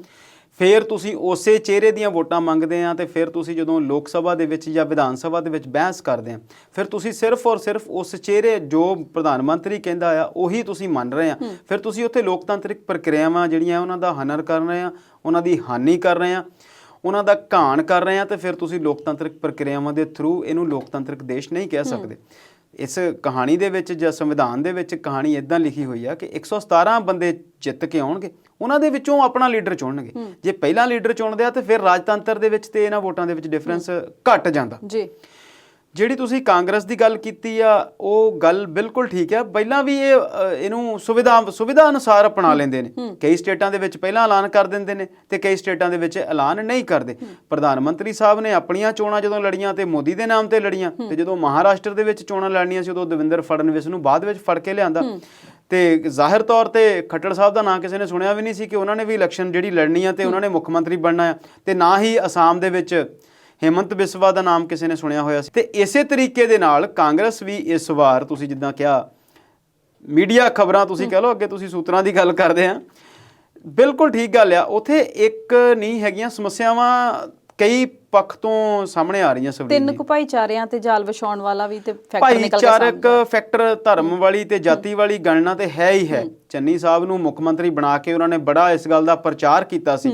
ਉਹਨਾਂ ਨੇ ਸ਼ਾਇਦ ਘੱਟ ਕੀਤਾ ਸੀ, ਮੀਡੀਆ ਗਰੁੱਪਸ ਨੇ ਜ਼ਿਆਦਾ ਕਰ ਦਿੱਤਾ ਸੀ ਕਿ ਉਹਨਾਂ ਨੇ ਇੱਕ ਖਾਸ ਭਾਈਚਾਰੇ ਦੇ ਵਿੱਚੋਂ ਸੀਐਮ ਬਣਾਇਆ। ਪੰਜਾਬ 'ਚ ਪਹਿਲੀ ਵਾਰੀ ਇੱਦਾਂ ਕੀਤਾ। ਪੰਜਾਬ ਦਾ ਜਿਹੜਾ ਸਾਡਾ ਭਾਈਚਾਰਾ ਆ ਉਹ ਜੱਟ ਸਿੱਖ ਭਾਈਚਾਰਾ ਵਧਿਆ, ਜਾਂ ਇੱਥੇ ਹਿੰਦੂ ਵੋਟਾਂ ਵਧਿਆ, ਜਾਂ ਇੱਥੇ ਦਲਿਤ ਵੋਟਾਂ ਵਧਿਆ। ਤੁਸੀਂ ਕਈ ਵਾਰ ਇਹਨਾਂ ਸ਼ਬਦਾਂ ਤੇ ਵੀ ਵਿਰਾਮ ਲਾਉਂਦੇ ਆ ਕਿ ਇਹ ਸ਼ਬਦ ਸਾਨੂੰ ਨਹੀਂ ਬੋਲਣੇ ਚਾਹੀਦੇ। ਚਲੋ ਆਪਾਂ ਬਾਅਦ ਵਿੱਚ ਮਾਫੀ ਮੰਗ ਲੈਂਦੇ ਇਸ ਗੱਲ ਲਈ। ਪਰ ਬਿਲਕੁਲ ਤੁਹਾਡੀ ਗੱਲ ਠੀਕ ਆ, ਕਾਂਗਰਸ ਇਸ ਵਾਰ ਇੱਦਾਂ ਦੇ ਹੀ ਸਮੀਕਰਨਾਂ ਨੂੰ ਲੈ ਕੇ ਚੱਲ ਰਹੀ ਆ। ਦੂਸਰੀ ਗੱਲ ਇਹ ਆ ਕਿ ਉਹਨਾਂ ਨੂੰ ਹਾਲ ਦੀ ਘੜੀ ਇਸ ਗੱਲ ਨੂੰ ਜੇਕਰ ਪਹਿਲਾਂ ਉਹਨਾਂ ਨੇ ਐਲਾਨ ਕਰਨਾ ਹੋਵੇ ਤੇ ਉਹਨਾਂ ਲਈ ਮੁਸ਼ਕਲ ਗੱਲ ਹੈ, ਕਿਉਂਕਿ ਤੁਸੀਂ ਹੁਣੀ ਦੱਸਦੇ ਸੀਗੇ ਕਿ ਉਹਨਾਂ ਦੀ ਜਿਹੜੀਆਂ ਕਮੇਟੀਜ਼ ਆ, ਜਿਹੜੀਆਂ ਇਲੈਕਸ਼ਨ ਕਮੇਟੀ ਆ, ਕੰਪੇਨ ਕਮੇਟੀ ਆ, ਅੰਬਿਕਾ ਸੋਨੀ ਜੀ ਵਾਲੀ ਕਮੇਟੀ ਆ, ਉਹਦੇ ਵਿੱਚ ਵੀ ਹੈ ਕਿ ਇਹਨਾਂ ਦਾ ਤਾਲਮੇਲ ਕਮੇਟੀ ਦੀ ਜਿਹੜੀ ਗੱਲ ਆ, ਉਹਨਾਂ ਦੀਆਂ ਮੀਟਿੰਗਾਂ ਦੇ ਵਿੱਚ ਵੀ ਹਾਲੇ ਪੇਚ ਜਿਹੜੇ ਆ ਉਹ ਫਸਦੇ ਨੇ। ਕਿਸ ਜਗ੍ਹਾ ਤੋਂ ਕਿਸ ਬੰਦੇ ਨੂੰ ਸੀਟ ਦੇਣੀ ਆ, ਉਹਦੀ ਵੀ ਕਹਾਣੀ ਜਿਹੜੀ ਆ ਉਹ ਹਾਲੇ ਗੜਬੜ ਦੇ ਵਿੱਚ ਆ। ਤੇ ਨਾਲ ਦੀ ਨਾਲ ਇਹਨਾਂ ਨੇ 20 ਤਰੀਕ ਤੱਕ ਐਪਲੀਕੇਸ਼ਨਸ ਮੰਗੀਆਂ ਸੀ ਤੇ ਖਬਰਾਂ ਇਹ ਵੀ ਆ ਰਹੀਆਂ ਕਿ ਬਹੁਤ ਵੱਡੇ ਲੋਕਾਂ ਨੇ ਐਪਲੀਕੇਸ਼ਨਸ ਵੀ ਨਹੀਂ ਦਿੱਤੀਆਂ। ਤੇ ਪਿਛਲੀ ਵਾਰ ਦੇ ਜਦੋਂ ਅਸੀਂ ਅੰਕੜੇ ਦੇਖਦੇ ਹਾਂ ਤੇ ਸਿੱਧੂ ਸਾਹਿਬ ਨੇ ਆਪ ਐਪਲੀਕੇਸ਼ਨ ਨਹੀਂ ਸੀ ਦਿੱਤੀ ਤੇ ਪ੍ਰਗਟ ਸਿੰਘ ਨੇ ਵੀ ਐਪਲੀਕੇਸ਼ਨ ਨਹੀਂ ਦਿੱਤੀ ਸੀ, ਹਾਲਾਂਕਿ ਉਹਦੀ ਫੀਸ ਵੀ ਰੱਖੀ ਹੋਈ ਸੀ ਕੁਝ ਐਪਲੀਕੇਸ਼ਨ ਦੇਣ ਦੀ। ਸੋ ਜੇ ਉਹ ਬਿਨਾਂ ਸੀਐਮ ਤੋਂ ਵੀ ਲੜਦੇ ਨੇ ਤੇ ਮੈਨੂੰ ਇਹ ਲੱਗਦਾ ਕਿ ਮੁੱਦਿਆਂ ਦੀ ਲੜਾਈ ਜਿਹੜੀ ਉਹ ਜ਼ਿਆਦਾ ਜ਼ਰੂਰੀ ਆ ਰਾਦਰ ਦੈਨ ਚਿਹਰਾ। ਜੇਕਰ ਤੁਹਾਡੇ ਕੋਲ ਇੱਕ ਸੈੱਟ ਪੈਟਰਨ, ਸੰਵਿਧਾਨ, ਮੁੱਦੇ ਤੇ ਜਿਹੜੀਆਂ ਯੋਜਨਾਵਾਂ ਬਣੀਆਂ ਹੋਈਆਂ ਨੇ, ਫਿਰ ਉਹਨੂੰ ਕੋਈ ਵੀ ਬੰਦਾ ਆਵੇ ਤੇ ਉਹ ਲਾਗੂ ਕਰ ਸਕਦਾ। ਪਰ ਉਹ ਜਿਹੜੀ ਗੱਲ ਆ ਉਹਦੇ ਉੱਥੇ ਜਿਹੜੀਆਂ ਅਸੀਂ ਗੱਲਾਂ ਕਰਦੇ ਆ ਉਹ ਘੱਟ ਰੈਲੇਵੈਂਟ ਨੇ ਤੇ ਉਹਨਾਂ ਦੀਆਂ ਜਿਹੜੀਆਂ ਗਿਣਤੀਆਂ ਮਿਣਤੀਆਂ ਆ ਉਹ ਵੱਧ ਰੈਲੇਵੈਂਟ। ਗੱਲ ਹੁਣ ਸੈਡ ਜਿਹੀ ਕਰੀਏ ਐਸਏਡੀ ਸ਼੍ਰੋਮਣੀ ਅਕਾਲੀ ਦਲ ਦੀ। ਅਕਾਲੀ ਦਲ ਦੇ ਜਿਹੜੇ ਸੀਨੀਅਰ ਆਗੂ ਨੇ ਬਿਕਰਮ ਸਿੰਘ ਮਜੀਠੀਆ, ਕੱਲ ਉਹਨਾਂ ਦੀ ਜ਼ਮਾਨਤ ਜਿਹੜੀ ਖਾਰਜ ਹੋ ਗਈ ਹੈ, ਰੂਪੋਸ਼ ਹੋਏ ਫਿਰਦੇ ਨੇ। ਸੁਖਵੀਰ ਹੋਰੀ ਕਹਿੰਦੇ ਨੇ ਅਸੀਂ ਸੱਚੇ ਆ, ਕਾਨੂੰਨੀ ਲੜਾਈ ਲੜਾਂਗੇ। ਜੇਕਰ ਸੱਚੇ ਨੇ ਤੇ ਨੱਸੇ ਕਿਉਂ ਫਿਰਦੇ ਨੇ ਫਿਰ? ਦੇਖੋ, ਪੁਲਿਸ ਤੋਂ ਡਰ ਜਿਹੜਾ ਆ ਉਹ ਜ਼ਾਹਿਰ ਤੌਰ ਤੇ ਸਾਰਿਆਂ ਨੂੰ ਲੱਗਦਾ ਤੇ ਇਹ ਜਦੋਂ ਸਟੇਜ ਤੇ ਬਿਆਨਬਾਜ਼ੀ ਕਰਦੇ ਸੀਗੇ ਕਿ ਅਸੀਂ ਸਾਥ ਦੇਵਾਂਗੇ, ਅਸੀਂ ਸਰਕਾਰ ਦੇ ਉਹਦੇ ਖਿਲਾਫ ਲੜਾਂਗੇ, ਸਾਡੇ ਖਿਲਾਫ ਕੋਈ ਗੱਲ ਹੈ ਤਾਂ ਸਾਨੂੰ ਜਾਂਚ ਦੇ ਵਿੱਚ ਸ਼ਾਮਲ ਕਰੋ। ਹਾਈ ਕੋਰਟ ਇਹਨਾਂ ਨੇ ਆਪ ਪਟੀਸ਼ਨ ਪਾਈ ਸੀ ਜਿਹੜੀ ਕਿ ਹਾਈ ਕੋਰਟ ਨੇ ਰੱਦ ਕਰ ਦਿੱਤੀ ਸੀ ਤੇ ਹੁਣ ਜਾਂਚ ਤੋਂ ਜਿਹੜੇ ਭੱਜ ਰਹੇ ਨੇ। ਉੱਥੇ ਕਹਾਣੀ ਸਵਲੀਨ ਜੀ ਉਹ ਵੱਖਰੀ ਤਰ੍ਹਾਂ ਦੀ ਆ। ਸ਼ੁਰੂਆਤ ਦੇ ਵਿੱਚ ਜਿਸ ਦਿਨ FIR ਦਰਜ ਹੁੰਦੀ ਆ ਖਾਸ ਸਪੈਸ਼ਲ ਥਾਣੇ ਦੇ ਵਿੱਚ, ਚਟੋਪਾਧਿਆਏ ਸਾਹਿਬ ਜਿਹੜੇ DGP ਲਾਏ ਗਏ ਨੇ ਉਹਨਾਂ ਦੀ ਚਿੱਠੀ ਦੇ ਨਾਲ, ਤੇ ਉਦੋਂ ਕੈਪਟਨ ਸਾਹਿਬ ਵੀ ਕਹਿੰਦੇ ਸੀਗੇ ਕਿ ਇਸ FIR ਦੇ ਵਿੱਚ ਕੁਝ ਨਹੀਂ ਹੈਗਾ। ਹੋਰ ਵੀ ਵੱਡੇ ਲੀਡਰਾਂ ਨੇ ਇਹੀ ਕਿਹਾ ਸੀਗਾ। ਆਮ ਆਦਮੀ ਪਾਰਟੀ ਨੇ ਪ੍ਰੈਸ ਕਾਨਫਰੰਸ ਕਰਕੇ ਕਿਹਾ ਸੀਗਾ ਕਿ ਇਹ ਜਿਹੜਾ ਇੱਕ ਨਾਟਕ ਆ, ਇਹ ਡਰਾਮਾ ਆ, ਇਹਦੇ 'ਚ ਕੁਝ ਨਹੀਂ ਹੈ। BJP ਦਾ ਵੀ ਕੁਝ ਅਜਿਹਾ ਹੀ ਕਹਿਣਾ ਸੀ, ਪਰ BJP ਇਸ ਮਸਲੇ ਦੇ ਵਿੱਚ ਤਮਾਸ਼ਾ ਦੇਖ ਰਹੀ ਆ ਕਿਉਂਕਿ ਉਹਨਾਂ ਨੇ ਜਿਹੜੀ ਆਪਣੀ UPSC ਦੀ ਮੀਟਿੰਗਾਂ ਨੂੰ ਰੱਦ ਕਰ ਦਿੱਤਾ ਤੇ ਚਟੋਪਾਧਿਆਏ ਸਾਹਿਬ ਨੂੰ ਬਣਿਆ ਰਹਿਣ ਦਿੱਤਾ। ਤੇ ਚਟੋਪਾਧਿਆਏ ਸਾਹਿਬ ਦੇ ਬਾਰੇ 'ਚ ਜਾਣਿਆ ਜਾਂਦਾ ਕਿ ਉਹ ਬਹੁਤ ਪ੍ਰੋਫੈਸ਼ਨਲ ਅਫਸਰ ਨੇ ਤੇ ਉਹ ਆਪਣਾ ਹੋਮਵਰਕ ਜਿਹੜਾ ਹੈ ਉਹ ਪੂਰਾ ਕਰਕੇ ਰੱਖਦੇ ਨੇ। ਤੇ 49 ਪੇਜ ਦੀ FIR ਜਿਹੜੀ ਆ ਉਹਦੇ ਵਿੱਚ ਬਹੁਤ ਸਾਰੀਆਂ ਘਟਨਾਵਾਂ ਜਿਹੜੀਆਂ ਆ ਉਹ ਸੂਚੀਬੱਧ ਨੇ ਜੀ। ਤੇ ਉਸ ਦੇ ਨਾਲ ਦੀ ਨਾਲ ਜਿਹੜੀ 150 ਪੇਜ ਦੀ ਸਪਲੀਮੈਂਟਰੀ ਸ਼ੀਟਸ ਲਾਈ ਆ, 150 ਤੇ 149 ਤੁਸੀਂ ਮੰਨ ਲਓ ਕਿ 199 ਇੰਨੇ ਪੇਜ ਨੇ। ਤੇ ਜ਼ਾਹਿਰ ਤੌਰ ਤੇ ਉੱਥੇ ਕੋਈ ਕਾਂ ਚਿੜੀ ਦੀ ਕਹਾਣੀ ਤੇ ਲਿਖੀ ਨਹੀਂ ਹੋਣੀ। ਉੱਥੇ ਰੇਤ ਮਾਫੀਆ ਦੇ ਨਾਲ ਜਿੰਨੀਆਂ ਪਿਛਲੀ ਵਾਰ ਦੀਆਂ ਸਾਰੀਆਂ ਗੱਲਾਂ ਨੇ ਉਹ ਵੀ ਲਿਖੀਆਂ ਹੋਈਆਂ ਨੇ। ਉੱਥੇ ਇਹਨਾਂ ਦੇ ਨਾਲ ਸੰਪਰਕ ਵਿੱਚ ਰਹੇ ਹੋਏ ਲੋਕ ਜਿਹੜੇ ਵੱਖਰੇ ਤਰੀਕੇ ਦੇ ਨਾਲ ਗੈਂਗਸਟਰਸ ਨਾਲ ਜਾਂ ਜੇਲ੍ਹਾਂ ਦੇ ਵਿੱਚ ਨੇ, ਉਹਨਾਂ ਦੀਆਂ ਕਹਾਣੀਆਂ ਵੀ ਨੇ। ਜਿਹੜੇ ਕੈਨੇਡਾ ਦੇ ਨਾਲ ਸਾਡੇ ਡਰੱਗ ਵਾਲੀਆਂ ਕਹਾਣੀਆਂ ਜੁੜਦੀਆਂ ਨੇ, ਰੋਜ਼ ਅਸੀਂ ਸੁਣਦੇ ਹਾਂ ਕਿ ਅਫਗਾਨਿਸਤਾਨ ਤੋਂ ਪਾਕਿਸਤਾਨ, ਪਾਕਿਸਤਾਨ ਤੋਂ ਹਿੰਦੁਸਤਾਨ, ਹਿੰਦੁਸਤਾਨ ਤੋਂ ਕੈਨੇਡਾ ਨੂੰ ਜਿਹੜੀ ਡਰੱਗ ਵਾਲੀ ਲਾਈਨ ਆ ਉਹਦੇ ਤੇ ਜਿਹੜੀਆਂ ਜੁੜੀਆਂ ਹੋਈਆਂ ਕਹਾਣੀਆਂ ਆ ਉਹ ਵੀ ਸਾਰੀਆਂ ਨੇ। ਤੇ ਇਹ ਜਿਹੜੀ ਜਾਲ ਜਿਹੜਾ ਬੁਣਿਆ ਗਿਆ ਆ ਪੰਜਾਬ ਪੁਲਿਸ ਦਾ ਤੇ ਚਟੋਪਾਧਿਆਏ ਸਾਹਿਬ ਦਾ ਜਾਂ ਪੰਜਾਬ ਸਰਕਾਰ ਦਾ ਕਹਿ ਲਓ, ਇਹ ਕੋਈ ਇੱਕ ਦਿਨ ਦੀ ਜਾਂ 2-4 ਦਿਨ ਦੀ ਕਹਾਣੀ ਨਹੀਂ ਹੈਗੀ। ਇਹ ਪਿਛਲੇ ਕੋਈ 10-12 ਸਾਲ ਤੋਂ ਇਹ ਸਾਰੀ ਕਹਾਣੀ ਮਜੀਠੀਆ ਸਾਹਿਬ ਦੇ ਨਾਲ ਤੁਰੀ ਆਉਂਦੀ ਆ।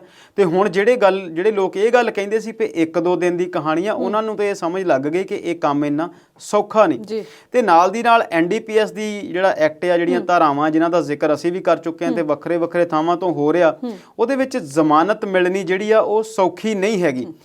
ਸੈਸ਼ਨ ਕੋਰਟ ਨੇ ਇਹ ਜ਼ਮਾਨਤ ਅਰਜ਼ੀ ਰੱਦ ਕਰ ਦਿੱਤੀ। ਹਾਈ ਕੋਰਟ ਜਾਣ ਦੀ ਤਿਆਰੀ ਆ, ਪਰ ਨਾਲ ਦੀ ਨਾਲ ਅਸੀਂ ਜਾਣਦੇ ਹਾਂ ਕਿ ਕ੍ਰਿਸਮਸ ਤੇ ਹਾਈ ਕੋਰਟ ਜਿਹੜਾ ਹੈ ਉਹ ਬੰਦ ਹੋ ਜਾਂਦਾ ਤੇ ਹਫ਼ਤੇ ਕੁ ਲਈ ਉਹ ਬੰਦ ਹੀ ਰਹਿੰਦਾ। ਅਤੀ ਜਿਹੜੇ ਬਹੁਤ ਜ਼ਰੂਰੀ ਮਾਮਲੇ ਨੇ ਉਹਨਾਂ ਤੇ ਸੁਣਵਾਈ ਹੁੰਦੀ ਆ, ਪਰ ਹੁਣ ਡਿਪੈਂਡ ਕਰਦਾ ਕਿ ਹਾਈ ਕੋਰਟ ਇਸ ਮਾਮਲੇ ਨੂੰ ਛੁੱਟੀਆਂ 'ਚ ਸੁਣਨਾ ਪਸੰਦ ਕਰੂਗੀ ਜ਼ਰੂਰੀ ਸਮਝਦੀ ਹੈ ਜਾਂ ਨਹੀਂ। ਤੇ ਨਾਲ ਦੀ ਨਾਲ ਹੋਰ ਵੀ ਬਹੁਤ ਸਾਰੀਆਂ ਜਿਹੜੀਆਂ ਗੱਲਾਂ ਨੇ ਉਹ ਜੁੜੀਆਂ ਹੋਈਆਂ ਨੇ। ਜਦੋਂ 2 ਦਿਨ ਦੀ ਸੈਸ਼ਨ ਕੋਰਟ ਦੇ ਵਿੱਚ ਬਹਿਸ ਹੁੰਦੀ ਆ ਤੇ ਉੱਥੇ ਜਿਹੜੀਆਂ ਗੱਲਾਂ ਦੁਹਰਾਈਆਂ ਗਈਆਂ ਦੋਨੋਂ ਪਾਸੇ ਦੇ ਵਕੀਲਾਂ ਵੱਲੋਂ, ਉਹਦੇ 'ਚ ਮਜੀਠੀਆ ਸਾਹਿਬ ਵਾਲੇ ਪਾਸਿਓਂ ਇਹ ਗੱਲ ਦੁਹਰਾਈ ਗਈ ਕਿ ਇਹ ਸਿਆਸੀ ਬਦਲਾਖੋਰੀ ਆ, ਪਰ ਉਹ ਜਿਹੜੀ FIR ਆ ਉਹਦੇ 'ਚ ਸਿਆਸੀ ਬਦਲਾਖੋਰੀ ਦੇ ਨਾਲੋਂ ਜਿਹੜੇ ਫੈਕਟ ਐਂਡ ਫਿਗਰਸ ਆ ਉਹ ਜ਼ਿਆਦਾ ਉਘੜ ਕੇ ਸਾਹਮਣੇ ਆ ਰਹੇ ਨੇ। ਤੇ ਨਾਲ ਦੀ ਨਾਲ ਸ਼੍ਰੋਮਣੀ ਅਕਾਲੀ ਦਲ ਵੱਲੋਂ ਸਾਰੇ ਪੰਜਾਬ ਦੇ ਵਿੱਚ ਧਰਨੇ ਲਾਉਣ ਦੀ ਗੱਲ ਕੀਤੀ ਗਈ ਤੇ ਧਰਨੇ ਲਾਏ ਵੀ ਗਏ। ਇਹ ਨਹੀਂ ਕਿਹਾ ਕਿ ਅਸੀਂ ਕਾਨੂੰਨ ਦਾ ਸਾਥ ਦਿੰਦੇ ਹਾਂ ਜਾਂ ਅਸੀਂ ਜਾਂਚ ਦੇ ਵਿੱਚ ਸ਼ਾਮਲ ਹੁੰਦੇ ਹਾਂ। ਜੇਕਰ ਅਜਿਹਾ ਕੀਤਾ ਜਾਂਦਾ ਤੇ ਉਹ ਜ਼ਿਆਦਾ ਚੰਗੀ ਗੱਲ ਹੁੰਦੀ। ਅਸੀਂ ਬੀਤੇ ਦਿਨਾਂ 'ਚ ਗੱਲ ਕਰਦੇ ਸੀਗੇ ਕਿ ਜਦੋਂ ਇਹ ਜਿਹੜੀ ਇਹੋ ਜਿਹੀ ਹੀ ਗਾਜ ਕੈਪਟਨ ਦੇ ਸਮੇਂ ਪ੍ਰਕਾਸ਼ ਸਿੰਘ ਬਾਦਲ ਤੇ ਸੁਖਬੀਰ ਸਿੰਘ ਬਾਦਲ ਦੇ ਉੱਤੇ ਡਿੱਗੀ ਸੀ ਤੇ ਉਹ ਆਰਾਮ ਦੇ ਨਾਲ ਪੇਸ਼ ਹੋ ਕੇ ਤੇ ਜੇਲ੍ਹ 'ਚ ਕੁਝ ਦਿਨ ਰਹਿ ਕੇ ਆਏ ਸੀ ਤੇ ਫਿਰ ਉਹਨਾਂ ਦੇ ਉੱਤੇ ਇੱਕ ਵੱਖਰੀ ਤਰ੍ਹਾਂ ਦਾ ਜਿਹੜਾ ਸੀਗਾ ਉਹ ਫਾਇਦਾ ਉਹਨਾਂ ਨੂੰ ਪੰਜਾਬ ਦੇ ਵਿੱਚੋਂ ਮਾਈਲੇਜ ਜਿਹੜੀ ਆ ਉਹ ਮਿਲੀ ਸੀ। ਅਸੀਂ ਇਹ ਗੱਲ ਜਾਣਦੇ ਹਾਂ ਕਿ ਜਿਸ ਵੀ ਚੀਜ਼ ਦੇ ਉੱਤੇ ਤੁਸੀਂ ਵੱਧ ਪ੍ਰੈਸ਼ਰ ਪਾਉਂਦੇ ਆ, ਲੋਕਾਂ ਦੀ ਸਹਾਨੁਭੂਤੀ ਉਹਦੇ ਨਾਲ ਜਿਹੜੀ ਆ ਥੋੜੀ ਜਿਹੀ ਕਿਤੇ ਨਾ ਕਿਤੇ ਜੁੜਦੀ ਆ। ਪਰ ਹੁਣ ਜਿਹੜੀ ਰੂਹ ਪੋਸ਼ ਹੋਣ ਵਾਲੀ ਗੱਲ ਆ, ਫਿਰ ਉਹ ਇੱਕ ਲੀਡਰਸ਼ਿਪ ਵਾਲੀ ਜਿਹੜੀ ਕੁਆਲਿਟੀ ਆ ਉਹਦੇ ਤੋਂ ਥੋੜੀ ਜਿਹੀ ਵੱਖਰਾ ਜਿਹੜਾ ਆ ਉਹ ਰੰਗ ਦਿਖਾ ਰਹੀ ਆ। ਪਰ ਅਸੀਂ ਦੇਖੋ, ਨਾ ਤੇ ਸਾਡਾ ਕੋਈ ਸ਼੍ਰੋਮਣੀ ਅਕਾਲੀ ਦਲ ਦੇ ਨਾਲ ਵਖਰੇਵਾਂ ਆ, ਨਾ ਕਾਂਗਰਸ ਨਾਲ ਵਖਰੇਵਾਂ ਆ, ਪਰ ਇਸ ਜਾਂਚ ਦੇ ਵਿੱਚ ਫੇਰ ਵੀ ਜੇ 4.5 ਸਾਲ ਦੀ ਦੇਰੀ ਹੋਈ ਆ ਇਸ FIR ਦੇ ਵਿੱਚ, ਉਹਦੇ ਲਈ ਕਾਂਗਰਸ ਵੀ ਦੋਸ਼ੀ ਆ। ਇਸੇ ਹੀ ਸੀਨੀਅਰ ਅਫਸਰ ਨੂੰ ਜੇਕਰ ਤੁਸੀਂ ਪਹਿਲਾਂ ਲਿਆਂਦਾ ਹੁੰਦਾ ਤੇ ਜਾਂ ਇਹਨਾਂ ਨੂੰ ਪਹਿਲਾਂ ਜ਼ਿੰਮੇਵਾਰੀ ਦਿੱਤੀ ਹੁੰਦੀ ਤੇ ਕਹਾਣੀਆਂ ਕੁਝ ਹੋਰ ਹੋਣੀਆਂ ਸੀ, ਤੇ ਫਿਰ 4.5 ਸਾਲ ਦਾ ਸਮਾਂ ਜਿਹੜਾ ਹੈ ਉਹ ਬਰਬਾਦ ਨਹੀਂ ਸੀ ਹੋਣਾ। ਤੇ ਦੂਸਰੀ ਗੱਲ, ਇਹ ਸਾਰੇ ਹੀ ਪੰਜਾਬ ਦੇ ਵਿੱਚ ਬੜੀ ਸਾਫ਼-ਸਾਫ਼ ਸ਼ਬਦਾਂ 'ਚ ਕੀਤੀ ਜਾਂਦੀ ਸੀ ਕਿ ਚਾਹੇ ਉਹ ਰੇਤ ਮਾਫੀਆ ਹੈ, ਚਾਹੇ ਉਹ ਟਰਾਂਸਪੋਰਟ ਮਾਫੀਆ ਹੈ, ਚਾਹੇ ਉਹ ਡਰੱਗ ਮਾਫੀਆ ਆ, ਇਹਨਾਂ ਸਾਰੀਆਂ ਨੂੰ ਜਿਹੜਾ ਆ ਉਹ ਸੰਰਕਸ਼ਣ ਆ, ਸਾਰਿਆਂ ਨੂੰ ਜਿਹੜੀ ਛਤਰੀ ਆ, ਸਾਰਿਆਂ ਨੂੰ ਜਿਹੜੀ ਸੁਰੱਖਿਆ ਆ, ਉਹ ਰਾਜਨੀਤੀ ਹੀ ਮੁਹੱਈਆ ਕਰਾਉਂਦੀ ਰਹੀ ਆ। ਤੇ ਜ਼ਾਹਿਰ ਤੌਰ ਤੇ ਕੁਝ ਨਾ ਕੁਝ ਤਾਂ ਹੋਵੇਗਾ, ਨਹੀਂ ਤੇ ਐਵੇਂ ਤੇ ਨਹੀਂ ਸੀ ਭੱਜਣਾ ਇਹਨਾਂ ਨੇ। ਜੀ ਸ਼ਰਮਾ ਜੀ, ਜਾਂਦੇ ਜਾਂਦੇ ਗੱਲ ਕਰੋਨਾ ਦੇ ਨਵੇਂ ਵੇਰੀਐਂਟ ਓਮੀਕਰੋਨ ਦੀ ਵੀ ਕਰੀਏ। ਮੁਲਕ ਦੇ ਵਿੱਚ ਕਰੀਬ 415 ਕੇਸ ਜਿਹੜੇ ਓਮੀਕਰੋਨ ਦੇ ਪਾਏ ਗਏ ਨੇ ਤੇ ਮੁਲਕ ਲੋਕਡਾਊਨ ਵੱਲ ਵੀ ਵੱਧ ਰਿਹਾ ਆ, ਕੀ ਕਹਿਣਾ ਚਾਹੋਗੇ? ਬਿਲਕੁਲ ਜੀ, ਸਾਲ ਤੋਂ ਵੀ ਜ਼ਿਆਦਾ ਸਮਾਂ ਅਸੀਂ ਆਪਣੇ ਪ੍ਰੋਗਰਾਮ 'ਚ ਰੋਜ਼ ਜ਼ਿਕਰ ਕਰਦੇ ਸੀ ਕਰੋਨਾ ਦਾ, ਤੇ ਪਿਛਲੇ ਕੁਝ ਮਹੀਨਿਆਂ ਤੋਂ ਜਿਹੜੀ ਇਹ ਤੋਂ ਨਿਜਾਤ ਮਿਲ ਗਈ ਸੀ, ਪਰ ਅਚਾਨਕ ਅਫਰੀਕਾ ਤੋਂ ਫੈਲੇ ਹੋਏ ਇੱਕ ਨਵੇਂ ਵੇਰੀਐਂਟ ਨੇ ਸਾਨੂੰ ਫਿਰ ਤੋਂ ਸੋਚਣ ਲਈ ਮਜਬੂਰ ਕੀਤਾ ਤੇ ਬਹੁਤ ਸਾਰੇ ਲੋਕ ਜਿਹੜੇ ਆ ਇਸ ਬਿਮਾਰੀ ਨੂੰ ਭੁੱਲ ਕੇ ਬੈਠੇ ਆ। ਪਰ ਜਿਸ ਤਰੀਕੇ ਦੇ ਨਾਲ ਇਹ ਦੁਨੀਆ ਦੇ ਵੱਖ-ਵੱਖ ਦੇਸ਼ਾਂ 'ਚ ਫੈਲ ਰਹੀ ਆ, ਉਸ ਤੋਂ ਸਾਨੂੰ ਵੀ ਲੱਗਦਾ ਆ ਕਿ ਸਾਵਧਾਨੀ ਜਿਹੜੀ ਆ ਉਹ ਦੁਬਾਰਾ ਤੋਂ ਵਰਤਣੀ ਪਵੇਗੀ ਤੇ ਧਿਆਨ ਰੱਖਣਾ ਪਵੇਗਾ, ਕਿਉਂਕਿ ਅਸੀਂ ਇਹ ਗੱਲ ਪਹਿਲਾਂ ਵੀ ਸਵਲੀਨ ਜੀ ਕਰਦੇ ਸੀ ਕਿ ਕਰੋਨਾ ਤੋਂ ਪਹਿਲਾਂ ਵਾਲੀ ਦੁਨੀਆ ਜਿਹੜੀ ਸੀ ਉਹ ਬੀਤ ਗਈ, ਉਹ ਯੁੱਗ ਖਤਮ ਹੋ ਗਿਆ, ਤੇ ਜਿਹੜੀ ਕਰੋਨਾ ਤੋਂ ਬਾਅਦ ਵਾਲੀ ਦੁਨੀਆ ਆ ਇਹਨੂੰ ਸਾਨੂੰ ਹਮੇਸ਼ਾ ਨਾਲ ਲੈ ਕੇ ਚੱਲਣਾ ਪਊਗਾ। ਤੇ ਉਹ ਜਿਹੜੀਆਂ ਫਿਜ਼ੀਕਲ ਦੂਰੀ ਵਾਲੀਆਂ ਚੀਜ਼ਾਂ ਆ, ਉਹ ਆਪਣੇ ਉਹਦਾ ਹਿੱਸਾ ਜਿਹੜਾ ਰੋਜ਼ਮਰਿਆ ਦੀ ਜ਼ਿੰਦਗੀ ਦਾ ਉਹ ਬਣਾ ਹੀ ਲੈਣਾ ਪਊਗਾ। ਤੇ ਜਦੋਂ ਇਹ ਵੇਰੀਐਂਟ ਨਵਾਂ ਆਇਆ, ਉਦੋਂ ਤੋਂ ਬਾਅਦ ਹੀ ਇਹ ਕਹਾਣੀਆਂ ਸਾਹਮਣੇ ਆਈਆਂ ਕਿ ਇੰਨੇ ਲੱਖ 37-40 ਲੱਖ ਤੋਂ ਵੀ ਵੱਧ ਲੋਕ ਪੰਜਾਬ 'ਚ ਅਜਿਹੇ ਨੇ ਜਿਨ੍ਹਾਂ ਨੇ ਇੱਕ ਵੀ ਟੀਕਾ ਨਹੀਂ ਲਵਾਇਆ, ਤੇ 2 ਟੀਕੇ ਜਿਨ੍ਹਾਂ ਦੇ ਦੂਸਰਾ ਨਹੀਂ ਲੱਗਾ ਉਹਨਾਂ ਦੀ ਗਿਣਤੀ ਬਹੁਤ ਵੱਧ ਆ। ਬੀਤੇ ਦਿਨੀ ਪੰਜਾਬ ਸਰਕਾਰ ਨੇ ਇੱਕ ਹੁਕਮ ਜਾਂ ਫਰਮਾਨ ਜਾਰੀ ਕੀਤਾ ਸੀ ਕਿ ਉਹ ਸਰਕਾਰੀ ਮੁਲਾਜ਼ਮ ਜਿਹੜੇ ਆ ਉਹ ਦਸੰਬਰ ਦੀ ਤਨਖਾਹ ਲੈਣ ਦੇ ਹੱਕਦਾਰ ਨਹੀਂ ਹੋਣਗੇ ਜਦ ਤੱਕ ਉਹ ਦੋਨੋਂ ਟੀਕਿਆਂ ਵਾਲਾ ਸਰਟੀਫਿਕੇਟ ਜਿਹੜਾ ਆ ਉਹ ਨਹੀਂ ਦੇਣਗੇ। ਚੰਡੀਗੜ੍ਹ ਪ੍ਰਸ਼ਾਸਨ ਵੀ ਬਹੁਤ ਸਖਤ ਹੋਇਆ। ਬਿਲਕੁਲ, ਚੰਡੀਗੜ੍ਹ ਪ੍ਰਸ਼ਾਸਨ, ਗੁਜਰਾਤ, ਮੱਧ ਪ੍ਰਦੇਸ਼, ਯੂਪੀ, ਹਰਿਆਣਾ, ਸਾਰੀਆਂ ਹੀ ਸਟੇਟਾਂ ਜਿਹੜੀਆਂ ਲਗਭਗ ਰਾਤ ਦਾ ਕਰਫਿਊ ਜਿਹੜਾ ਆ ਉਹ ਇੰਟਰੋਡਿਊਸ ਕਰ ਚੁੱਕੀਆਂ। ਪ੍ਰਧਾਨ ਮੰਤਰੀ ਨੇ ਵੀ 1-2 ਦਿਨਾਂ ਦੇ ਵਿੱਚ ਪਿਛਲੇ ਦੇ ਵਿੱਚ ਕਾਫੀ ਹਾਈ ਪਾਵਰਸ ਜਿਹੜੀਆਂ ਮੀਟਿੰਗਸ ਆ ਉਹ ਕੀਤੀਆਂ। ਤੇ ਹੈਰਾਨੀ ਵਾਲੇ ਤੱਥ ਇਦਾਂ ਦੇ ਵੀ ਨੇ ਕਿ 10 ਦੇ ਵਿੱਚੋਂ 9 ਮਰੀਜ਼ ਉਹ ਨੇ ਜਿਨ੍ਹਾਂ ਨੂੰ ਦੋਨੋਂ ਜਿਹੜੇ ਆ ਇੰਜੈਕਸ਼ਨ ਉਹ ਲੱਗੇ ਹੋਏ ਨੇ, ਤੇ ਬਹੁਤ ਸਾਰੇ ਮੁਲਕਾਂ ਦੇ ਵਿੱਚ ਬੂਸਟਰ ਡੋਜ਼ ਦੀ ਗੱਲ ਵੀ ਹੋ ਰਹੀ ਆ। ਸੋ ਇਹਨਾਂ ਚੀਜ਼ਾਂ ਨੂੰ ਦੇਖ ਕੇ ਲੱਗਦਾ ਆ ਕਿ ਜੇਕਰ ਅਸੀਂ ਥੋੜਾ ਜਿਹਾ ਧਿਆਨ ਹੋਰ ਵਰਤ ਲਈਏ ਕਰੋਨਾ ਦੇ ਮਾਮਲੇ ਦੇ ਵਿੱਚ ਤੇ ਚੰਗੀ ਗੱਲ ਹੋਵੇਗੀ। ਨਾਲ ਦੀ ਨਾਲ ਇਹ ਵੀ ਗੱਲ ਆ ਕਿ ਆਉਣ ਵਾਲੇ ਸਮੇਂ ਦੇ ਵਿੱਚ ਇਲੈਕਸ਼ਨ ਜਿਹੜੀਆਂ ਆ ਉਹ ਵੀ ਆ ਰਹੀਆਂ ਨੇ। ਬੇਸ਼ੱਕ ਹਾਲੇ ਤੱਕ ਓਮੀਕਰੋਨ ਖਤਰਨਾਕ ਉਹਨਾਂ ਸਾਬਤ ਨਹੀਂ ਹੋਇਆ, ਪਰ ਇਹਦਾ ਜਿਹੜਾ ਫੈਲਾਅ ਆ ਉਹ ਜ਼ਿਆਦਾ ਸਪੀਡ ਦੇ ਨਾਲ ਨਜ਼ਰ ਆਇਆ। ਪਰ ਜੇ ਅਵੇਸਲੇ ਰਵਾਂਗੇ ਤੇ ਹੋ ਸਕਦਾ ਸਾਨੂੰ ਪਿਛਲੀ ਲਹਿਰ ਵਾਂਗੂ ਖਾਮਿਆਜਾ ਵੀ ਭੁਗਤਣਾ ਪਵੇ। ਬਿਲਕੁਲ, ਤੁਸੀਂ ਸਹੀ ਦੱਸਿਆ। 70% ਤੱਕ ਓਮੀਕਰੋਨ ਦੇ ਮਰੀਜ਼ ਉਹ ਨੇ ਜਿਨ੍ਹਾਂ ਨੂੰ ਅਸੀਂ ਅਸਿਪਟੋਮੈਟਿਕ ਕਹਿੰਦੇ ਸੀ, ਜਾਂ ਜਿਨ੍ਹਾਂ ਦੇ ਵਿੱਚ ਕੋਈ ਲੱਛਣ ਜਿਹੜਾ ਆ ਉਹ ਨਜ਼ਰ ਨਹੀਂ ਸੀ ਆਉਂਦਾ, ਤੇ 25% ਤੋਂ ਵੀ ਵੱਧ ਮਰੀਜ਼ ਅਜਿਹੇ ਨੇ ਜਿਨ੍ਹਾਂ ਦੀ ਬਾਹਰੀ ਯਾਤਰਾ ਦੀ ਕੋਈ ਕਹਾਣੀ ਨਹੀਂ ਹੈ। ਇਟ ਮੀਨਸ ਇਹ ਜਿਹੜਾ ਆ ਹੁਣ ਵਾਇਰਸ ਜਿਹੜਾ ਆ ਉਹ ਆਮ ਤੌਰ ਤੇ ਫੈਲ ਚੁੱਕਿਆ। ਸ਼ੁਰੂ ਦੇ ਵਿੱਚ ਇਹ ਗੱਲ ਦੇਖੀ ਜਾਂਦੀ ਸੀ ਕਿ ਜਿਨ੍ਹਾਂ ਨੇ ਉਹਨਾਂ ਦੇਸ਼ਾਂ ਤੋਂ ਯਾਤਰਾ ਕੀਤੀ ਆ ਉਹਨਾਂ ਦੇ ਨਾਲ ਹੀ ਉਹਨਾਂ 'ਚ ਪਾਇਆ ਜਾਂਦਾ ਸੀ, ਪਰ ਹੁਣ ਬਹੁਤ ਸਾਰੇ ਮਰੀਜ਼ ਜਿਹੜੇ ਨੇ ਉਹ ਬਿਨਾਂ ਯਾਤਰਾ ਤੋਂ ਵੀ ਇਸ ਕਹਾਣੀ ਦੇ ਵਿੱਚ ਆ ਚੁੱਕੇ ਨੇ। ਸੋ ਸਾਨੂੰ ਇਹਦੇ 'ਚ ਜਿਹੜਾ ਆ ਥੋੜਾ ਜਿਹਾ ਕੀ ਕਹਿੰਦੇ ਇhtiyat ਜਿਹੜਾ ਆ ਉਹਨੂੰ ਵਰਤ ਲੈਣਾ ਚਾਹੀਦਾ, ਤੇ ਫਿਰ ਤੋਂ ਉਹ ਸਾਰੀਆਂ ਚੀਜ਼ਾਂ ਜਿਹੜੀਆਂ ਅਸੀਂ ਵਰਤੀਏ ਤੇ ਜ਼ਿਆਦਾ ਚੰਗੀ ਗੱਲ ਹੈ। ਨਹੀਂ ਤੇ ਸਰਕਾਰਾਂ ਤੇ ਹਾਲੇ ਤੱਕ ਪਿਛਲੇ ਮੁਆਵਜ਼ੇ ਬਾਰੇ ਵੀ ਨਹੀਂ ਦੇ ਰਹੀਆਂ। ਤੇ ਅੱਜ ਇੱਕ ਕਿਤਾਬ ਦਾ ਵੀ ਵਿਮੋਚਨ ਹੋਇਆ ਜਿਹਦੇ 'ਚ ਜਿਹੜੇ ਗੰਗਾ ਸਫਾਈ ਮਿਸ਼ਨ ਦੇ ਵਿੱਚ ਵੱਡੇ ਸੀਗੇ ਅਹੁਦੇ ਤੇ ਉੱਤੇ ਸੀਨੀਅਰ IAS, ਉਹਨਾਂ ਨੇ ਆਪਣੀ ਕਿਤਾਬ ਲਿਖੀ ਆ ਕਿ ਜਿਹੜੀਆਂ ਲਾਸ਼ਾਂ ਸੀਗੀਆਂ ਉਹ ਗੰਗਾ ਦੇ ਤੱਟ ਤੇ ਬਹੁਤ ਵੱਡੇ ਰੂਪ ਦੇ ਵਿੱਚ ਦੇਖੀਆਂ ਗਈਆਂ। ਹਾਲਾਂਕਿ ਕੇਂਦਰ ਸਰਕਾਰ ਆਪਣੇ ਲੋਕ ਸਭਾ ਦੇ ਵਿੱਚ ਇਸ ਵਿਸ਼ੇ ਤੇ ਕਹਿ ਚੁੱਕੀ ਆ ਕਿ ਕੋਈ ਵੀ ਜਿਹੀ ਜਿਹੜੀ ਲਾਸ਼ ਹੈ ਉਹ ਗੰਗਾ ਤੇ ਨਹੀਂ ਦੇਖੀ। ਜੀ ਬਿਲਕੁਲ, ਸਾਨੂੰ ਸਰਕਾਰਾਂ ਦੇ ਸਿਰ ਤੇ ਨਹੀਂ ਰਹਿਣਾ ਚਾਹੀਦਾ, ਆਪਣਾ ਧਿਆਨ ਆਪ ਹੀ ਰੱਖਣਾ ਪੈਣਾ। ਸਵਾਲ ਤੇ ਅਜੇ ਮੇਰੇ ਕੋਲ ਹੋਰ ਵੀ ਬੜੇ ਨੇ, ਪਰ ਪ੍ਰੋਗਰਾਮ ਦਾ ਇੱਥੇ ਸਮਾਂ ਖਤਮ ਹੋ ਗਿਆ। ਸਟੂਡੀਓ 'ਚ ਆਏ ਤੁਸੀਂ, ਤੁਹਾਡਾ ਬਹੁਤ-ਬਹੁਤ ਸ਼ੁਕਰੀਆ। ਸ਼ੁਕਰੀਆ ਸੁਲੀਨ ਜੀ। ਉਮੀਦ ਹੈ ਕਿ ਸਾਡੇ ਦਰਸ਼ਕਾਂ ਨੂੰ ਸਾਡਾ ਅੱਜ ਦਾ ਇਹ ਪ੍ਰੋਗਰਾਮ ਪਸੰਦ ਆਇਆ ਹੋਵੇਗਾ। ਅਗਲੀ ਵਾਰ ਨਵੇਂ ਮੁੱਦਿਆਂ ਤੇ ਨਵੀਂ ਗੱਲਬਾਤ ਲੈ ਕੇ ਜਲਦ ਹਾਜ਼ਰ ਹੋਵਾਂਗੇ। ਤੁਸੀਂ ਇਸੇ ਤਰ੍ਹਾਂ ਜੁੜੇ ਰਹੋ ਪੰਜਾਬੀ ਨੈਸ਼ਨਲ TV ਦੇ ਨਾਲ। ਉਮੀਦ ਤੁਹਾਡੀ, ਖੁਸ਼ੀ ਸਾਡੀ।